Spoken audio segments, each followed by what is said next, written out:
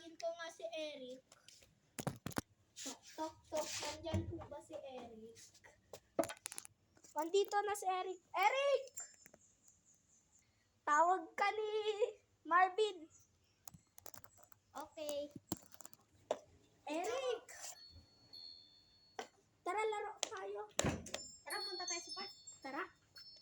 Ay, bawal ako dun eh. Hindi, punta tayo sa park. Ikaw na lang pwede. Bawal ako. Eh, ba't mo tinawag mo pa ako? Eh, magkapit-bahay lang tayo. Ayan bahay mo. Andun bahay ko. Sabi mo. Sa Ay, park. sige, palitan lang tayo. Pangarap ko kasing maging superhero.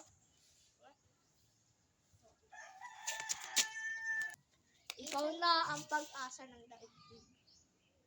Dahil sa determinasyon mo sa pagiging superhero,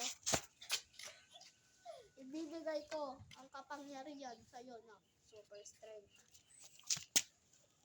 1, 2, 3. Ako, si Phantom. Ano? 2, 3. Ako, si Phantom.